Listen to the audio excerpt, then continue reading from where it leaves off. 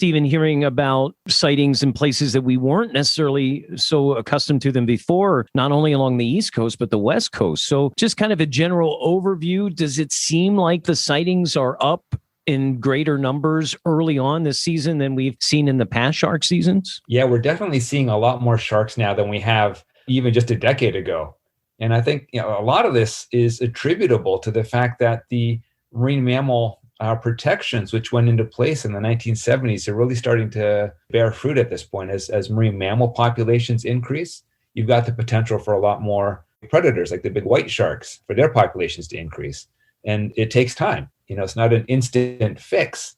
Marine mammal populations have to bounce up slowly. And then as they bounce up slowly, the shark populations will bounce up slowly as well. So you're talking, decades of hysteresis in the system before you're starting to see these increases. But I think that's what's really leading to these big numbers now that we haven't seen for a long time. What about the idea that we're starting to see them in places that we weren't accustomed to seeing them before? I remember the thing that prompted me talking to my producers about wanting to do this interview was the fact that we were seeing reports on the West Coast, which is, not something that we're used to. So is that whole situation that you just talked about also leading to us seeing them in other areas of geography than we're not accustomed to? Yeah, it's the exact same phenomenon. The populations of seals and sea lions have increased on the West Coast of the U.S. as well.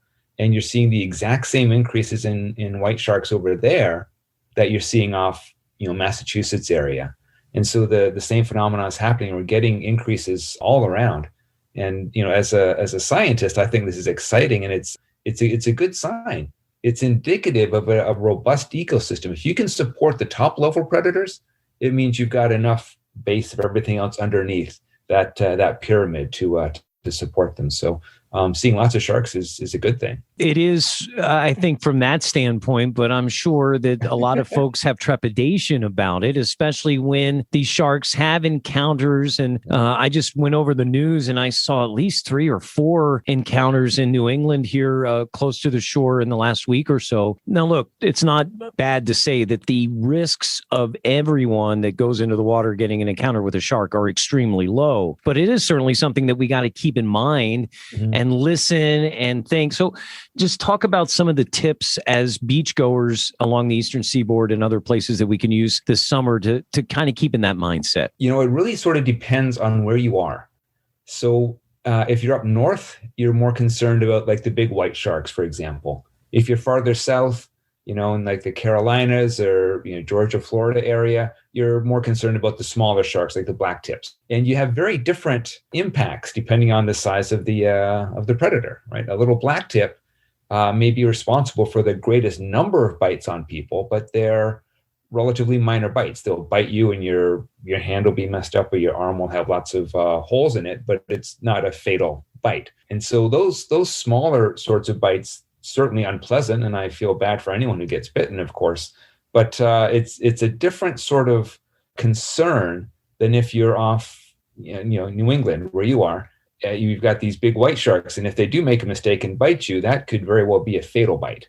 And so that's more of a function of their size and the size of the mouth and the size of the fish versus that a great white isn't any more aggressive. They're just bigger and can cause more damage. Is that a fair statement? Right. That's exactly right. And, the white sharks, they're after things like marine mammal prey, like, seals and sea lions, things like that.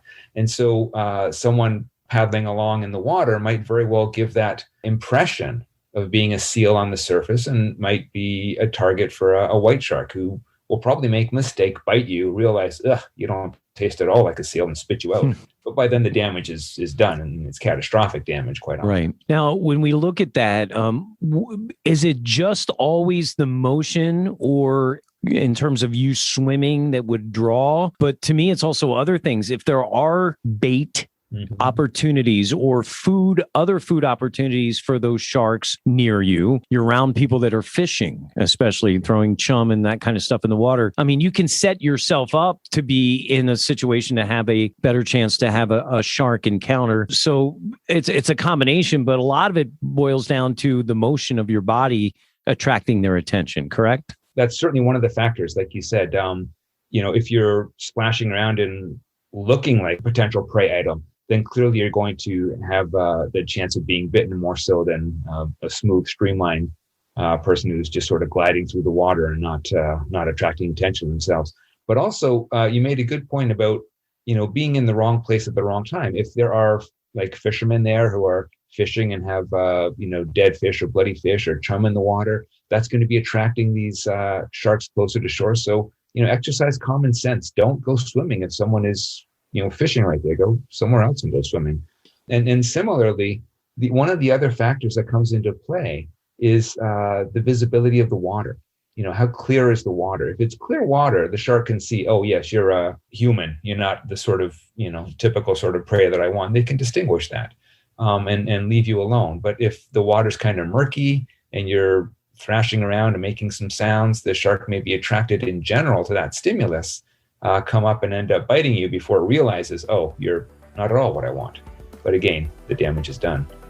To listen to the full episode, just click the links below. And never miss a podcast by subscribing to Everything Under the Sun on Apple Podcasts, Spotify, or wherever you listen to your favorite podcasts. New episodes every Friday.